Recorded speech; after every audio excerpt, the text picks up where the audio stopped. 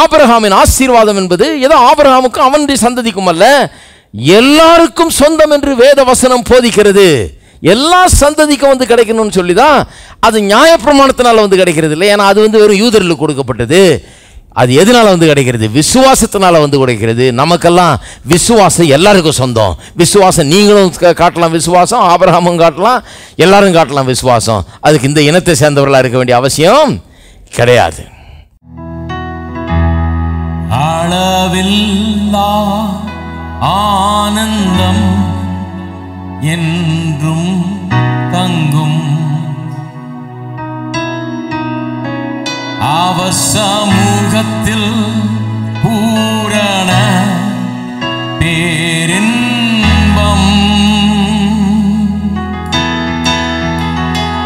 அழியாத சமாதானம் நிலைக்கோ தூய பூமியில் நாம்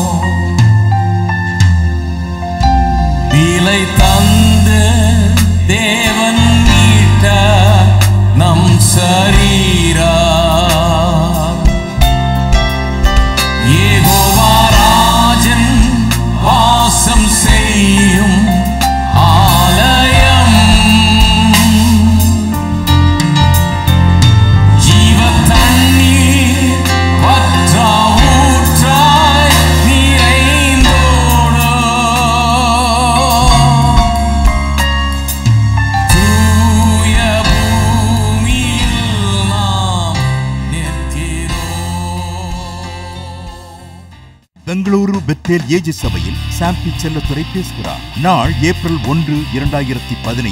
நேரம் காலை 10 மணி மற்றும் மாலை 6 மணி. இடம் பெத்தேல் ஏஜி சபை, எண் 67, ring road of Hebbal flyover, Hebbal, Bengaluru 24. மேலும் விவரங்களுக்கு கீழ்காணும் எண்களில் தொடர்பு கொள்க.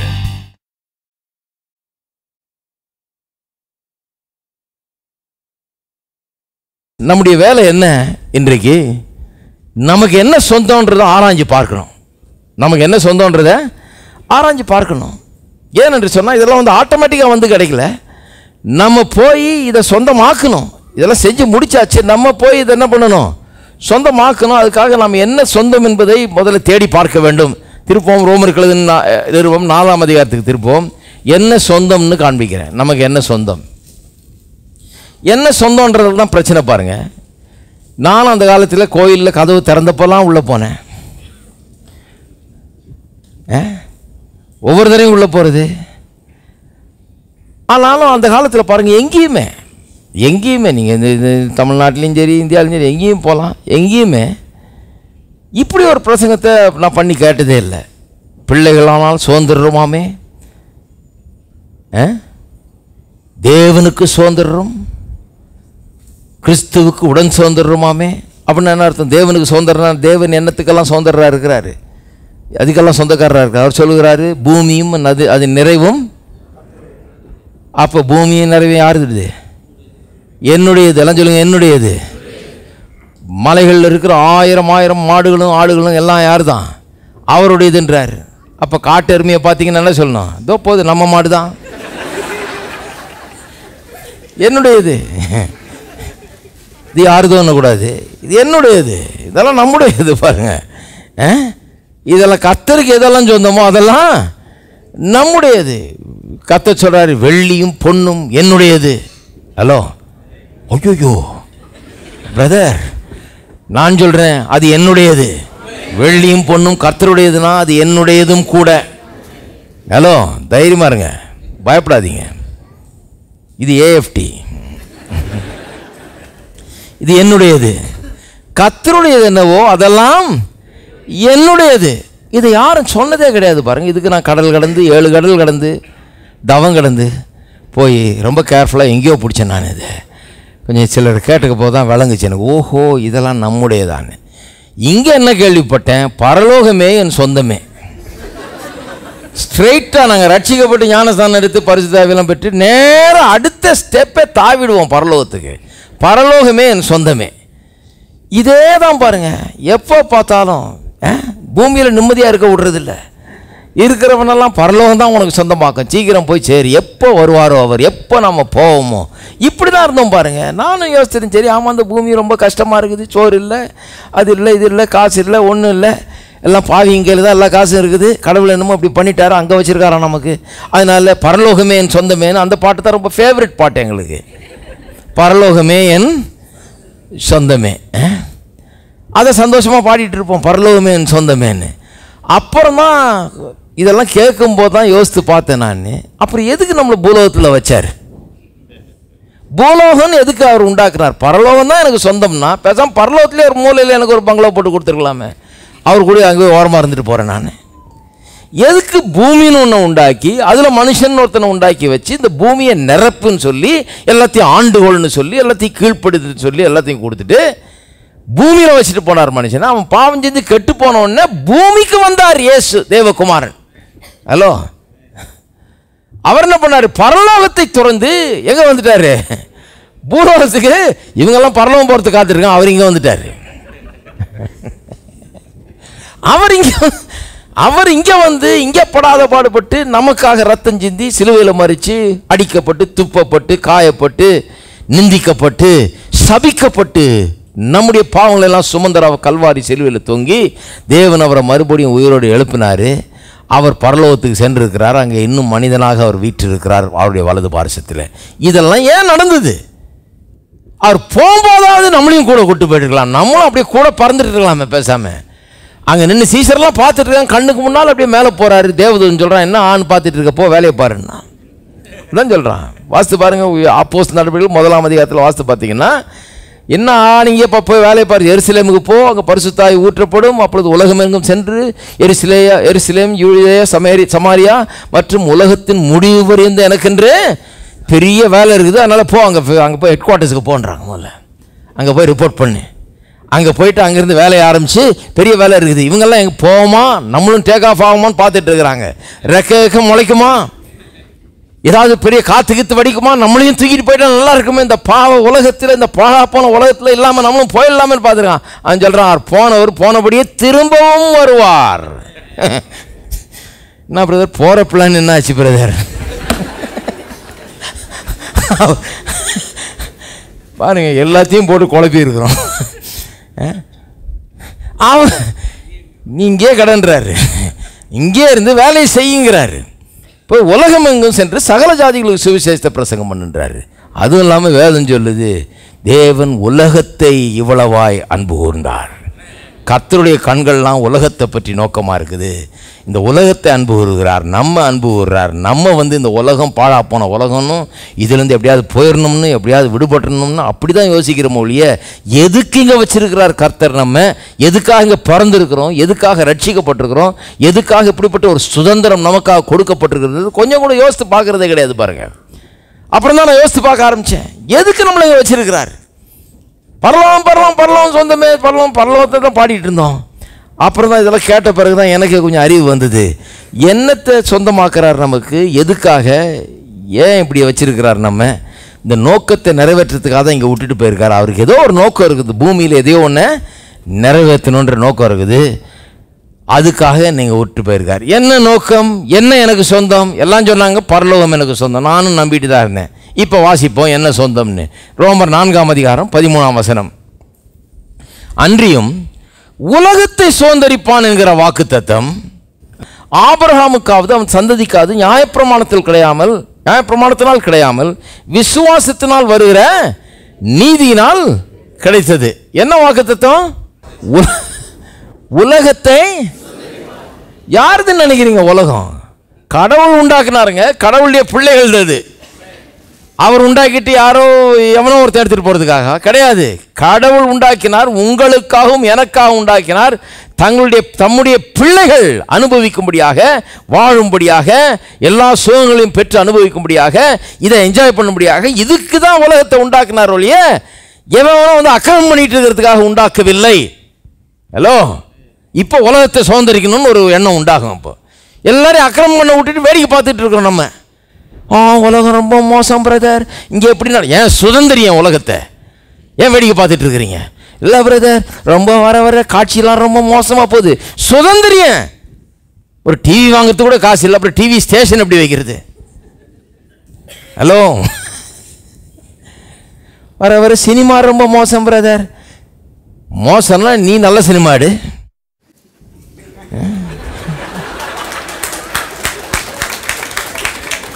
நமக்கு எதுக்கு பிரதர்? பரலோகமே நம் சொந்தமே பிரதர். பில்லி கிராம் எடுக்கிறார் நல்ல சினிமா. பில்லி கிராம் எவாஞ்சலிஸ்டிக் அசோசியேஷன்லேயே சினிமாவே எடுத்து போடுறாங்க. ஹாலிவுட்லேயே போய் சினிமா எடுத்து போடுறாரு அவர். கிறிஸ்தவர்கள் சும்மா வெத்து பேச்சு தான் பாருங்க. பிரதர், வர உலகம் ரொம்ப கெட்டு போகுது பிரதர். கெட்டு போக விடாத, புடியாத, சுதந்திரமாக்கு, உன்னுடையது அது. இந்த உலகத்தை எடுத்துக்கொள், சொந்தமாக்கிக்கொள். கர்த்தர் உனக்காக உண்டாக்குன உலகத்தை கெட்டு போறது வேடிக்கை பார்த்துட்டு உட்கார்ந்துட்டு இருக்க கூடாது. இருக்கீங்களா? இங்க எதுக்கு கர்த்தர் நம்மளை வச்சிருக்கிறாருன்றீங்க? சுதந்திரமாக்கும்படியா வச்சிருக்கிறார். ஆனால் நம்முடைய எண்ணங்கள், நம்முடைய இதெல்லாம் வந்து ரொம்ப லோவா போயிடுச்சு பாருங்க. ஓட்டாண்டிகளா இருக்கிறதுக்கு பிளான் போட்டாச்சு. நம்ம ஒன்றும் இல்லாமல் இருக்கிறதுக்கு பிளானே போட்டாச்சு. அதான் சொன்னேன் இல்லையா, நமக்கு ஐஸ்வர்யெல்லாம் வேணாம், ஐஸ்வர்யவான் பரலோக ராஜ்யத்தில் போய் ரொம்ப கஷ்டம். ஒட்டகம் ஊசியின் காற்றுல நுழையிற மாதிரி ஆக்கும். பெரிய ஒட்டகத்தை எடுத்துறது ஊசியில், இந்த தைய ஊசியில் நுழைக்கிறாங்க பாருங்க, அது மாதிரி நினச்சிட்டு இருக்கிறாங்க. ரொம்ப கஷ்டமாக்கும். அது பக்கத்திலே சொல்லிடுது, கத்தரால் கூடாத காரியம் ஒன்று இல்லைன்னு.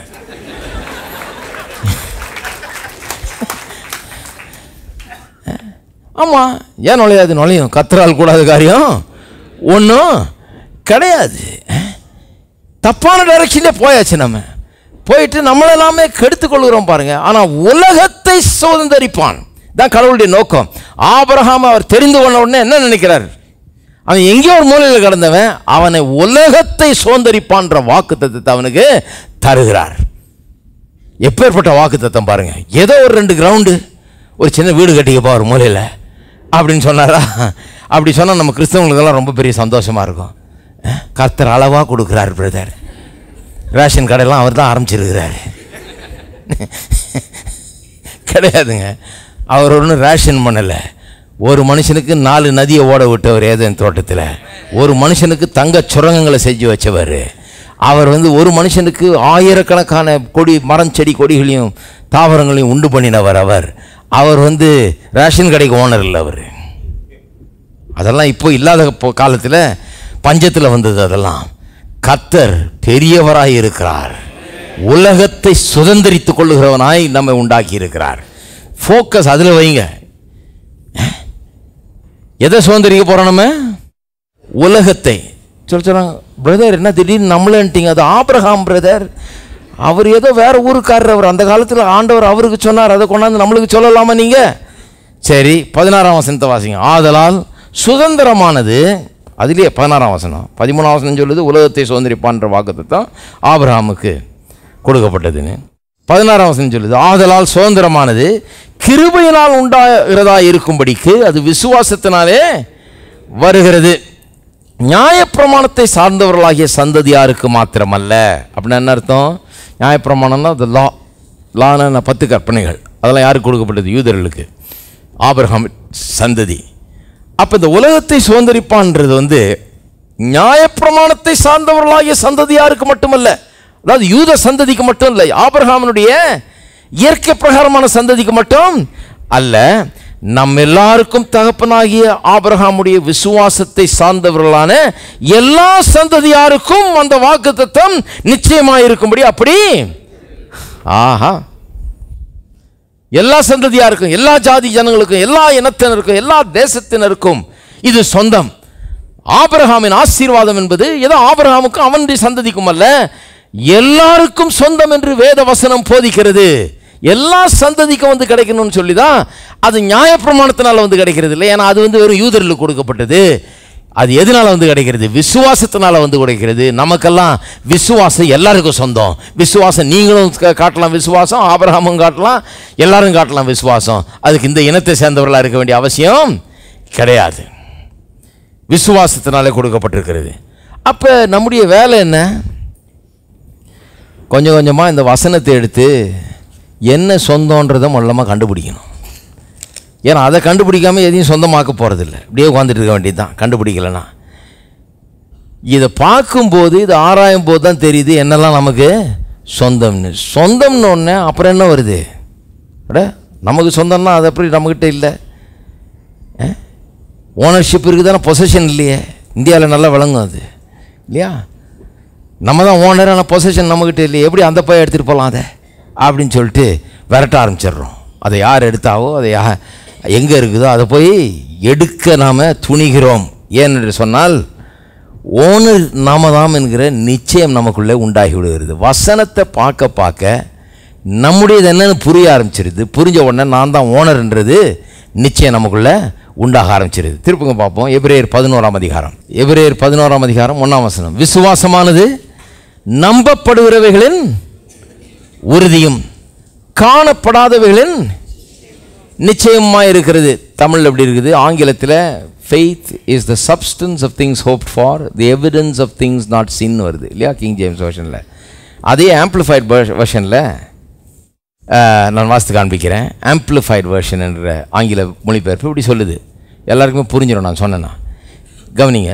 faith is the assurance, bracketல, the confirmation, the title deed of the things we hope for, being the proof of things we do not see and the conviction of their reality, within brackets, faith perceiving as real fact what is not revealed to the senses. இதில் ரொம்ப note பண்ண வேண்டிய வசனம், faith is the assurance, bracketல, confirmation, title deed. faith is the title deed. faith is the title deed. விசுவாசம்னா என்ன? அது பத்திரம், title டீட். Title டீட்னா எத்தனை பேருக்கு வழங்குது? வழங்காத ஆள் இருக்க முடியாது. Title deed.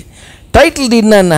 ஒரு நிலத்துக்கு நீங்கள் உரிமையாளர்னா அதுக்கு ஒரு பத்திரம் இருக்குது இல்லையா? டைட்டில் டீடு உங்கள் பேரில் இருக்குது அந்த பத்திரம். ஏன்னா நீங்கள் பே பண்ணியிருக்கீங்க, உங்கள் பேரில் பதிவு செய்யப்பட்டு கொடுக்கப்பட்டிருக்கிறது. அப்போ டைட்டில் டீடுங்கிறது ரொம்ப ஒரு இம்பார்ட்டன்ட் எக்ஸ்பிரஷன். பாருங்கள், எதை டைட்டில் டீடுன்னுது? இது விசுவாசத்தை டைட்டில் டீடுன்னுது. நல்லா கவனிங்க. ஹலோ, விசுவாசத்தை, faith is the title deed. faith எங்க இருந்து வருது? விசுவாசம் கேள்வினால் வரும், கேள்வி தேவனுடைய வசனத்திலிருந்து வரும். அப்ப இந்த டைட்டில் டீடுக்கு பேக்ரவுண்ட் இது. இதை டைட்டில் டீட்னு சொல்ல, இதிலிருந்து தான் விசுவாசம் வருது. விசுவாசம் தான் டைட்டில் டீடு. இப்போ புரியுதா? இதில் இருக்கிறதுனால நமக்கு ஒன்றும் சொந்தமாகிறது இல்லை, இங்கே இருக்கிறதுனால தான் சொந்தமாகும். ஹலோ, பைபிளில் இருக்கிறதுனால நமக்கு சொந்தமாக போகிறதில்ல. பைபிளில் இருக்கிறது என்றைக்கு நம்முடைய விசுவாசமாக மாறுகிறதோ அன்றைக்கு தான் அந்த சென்ஸ் ஆஃப் ஓனர்ஷிப், நான் தான் ஓனர் என்ற அந்த உணர்வு மேலோங்கும். வெறும் பைபிளில் இருந்ததுன்னா எல்லார்ட்டையும் தான் பைபிள் இருக்குது, எல்லார் வீட்லேயும் தான் பைபிள் இருக்குது, எல்லாரும் ஷெல்ஃபில் பத்திரமா வச்சுருக்கிறாங்க. அப்பப்போ தூசி தட்டுறாங்க, அப்பப்போ ஒரு முத்தம் கொடுத்துக்கிறாங்க, அப்பப்போ எடுத்து தலானி பக்கத்தில் வச்சு படுப்பாங்க. இதை பேகே விரட்டுறதுக்கு அப்படி இப்படின்னு காமிச்சு அசைவாட்டுவாங்க.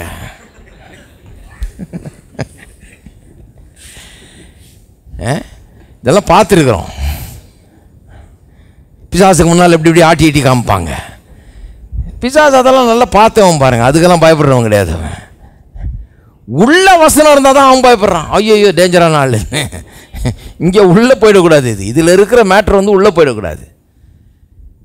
அப்போ இங்கே இருக்கிறதுனால நான் ஒரு காரியத்தை சுதந்திரிக்க முடியாது. இங்கே இருக்கிறது என்ன? எனக்குள்ள விசுவாசத்தை அது உண்டாக்குகிறது.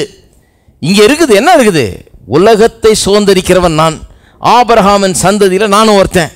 ஏன்னு சொன்னால் அது வெறும் அவனுடைய இயற்கை பிரகாரமான சந்ததியாருக்கு மட்டும் இல்லை, ஆபிரகாமை போல விசுவாசிக்கிற எல்லா சந்ததியாருக்கும் அந்த வாக்குத்தத்தம் சொந்தம்னு சொல்லி இருக்குது. அப்போ நானும் அந்த விசுவாச சந்ததியை சேர்ந்தவன் அப்படிங்கிறது எங்கே வாசித்தேன்? நான் இங்கே வாசித்தேன். ரோமர் 4ஆம் அதிகாரத்தில் 13-16 வசனங்களில் நான் அதை வாசித்தேன். இதை வாசித்த உடனே எனக்குள்ளே ஏதோ உண்டாயிடுச்சு. எனக்குள்ளே என்ன ஆச்சு? எனக்குள்ள விசுவாச கிளம்ப ஆரம்பிச்சிருச்சு. எனக்குள்ள ஒரு நிச்சயம் உண்டாக ஆரம்பிச்சிருச்சு, ஒரு அஷூரன்ஸ் உண்டாக ஆரம்பிச்சிருச்சு, ஒரு கான்ஃபர்மேஷன் உண்டாக ஆரம்பிச்சிருச்சு. நான் தான் இதுக்கெல்லாம் சொந்தக்காரன்னு. அந்த அஷூரன்ஸ், அந்த கான்ஃபர்மேஷன் தான் என்ன ஆகுது? என்னுடைய டைட்டில் டீடாக இருக்கிறது. ஹலோ, இது எனக்கு தாங்க சொந்தம் லேண்டுன்னு எங்கேயா போய் சொன்னீங்கன்னா யார்கிட்டயாது அங்கே கேட்பாங்க, பத்திரம் வச்சுருக்கீங்களா, கொண்டாங்கன்னுவாங்க. எங்கள் அப்பா காரை ஒரு ஆள் எடுத்துகிட்டு போயிட்டாருன்னு சொன்னேன் இல்லையா, அங்கே கொண்டு போய் நிறுத்தினார்ப்பா, அவன் காம்பவுண்ட் இருக்குதுன்னு. அந்த ஆள்கிட்ட காரை நிறுத்துறதுக்கு இடம் இல்லை எங்கள் வீட்டில். கொஞ்ச நாள் நிறுத்திங்க, அவர் ஓட்டுவார், கொஞ்சம் நீங்கள் ஓட்டி ஈட்டி வைங்க, சும்மாவே நின்னா கெட்டு போயிடுமே. சரி, அந்த ஆளாவது கொஞ்சம் ஓட்டட்டும், ஒரு 10 நாள் 15 நாள் பொறுத்து ஒரு டிரைவர்லாம் பார்த்து எடுத்துகிட்டு போகிறான்னா, அவர் திடீர்னு கார் என்னதுன்ட்டார். போலீஸில் போய் சொன்னாங்க, என்ன சொல்கிறாங்க, பத்திரம் எங்கே, இதுக்கு என்ன ப்ரூஃப்? அவர் வீட்டில் கார் நிற்குதியா, நீ இது ஏன் காருன்னு என்ன அர்த்தம்?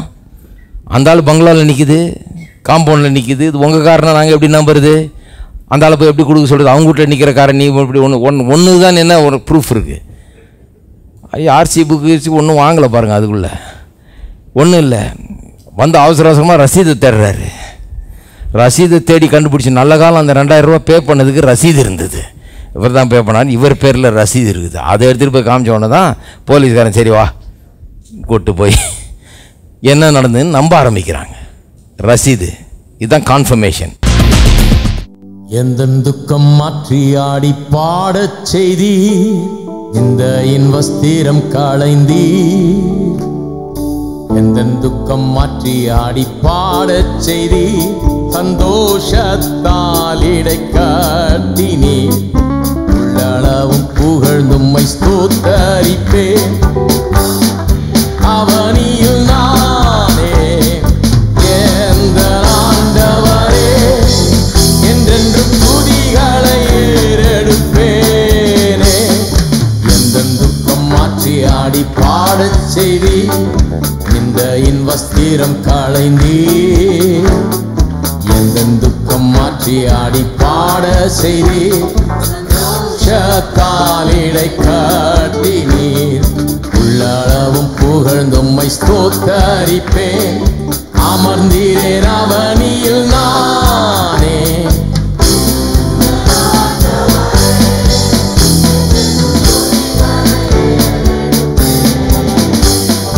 எந்த துக்கம் மாற்றி ஆடி பாட செய்தி, இந்த இன்வஸ்திரம் களைந்தி.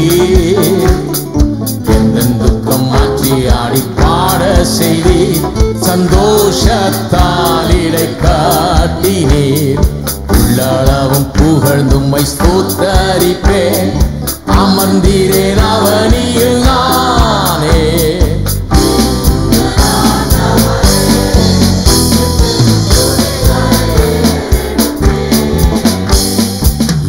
துக்கம் மாற்றி ஆடி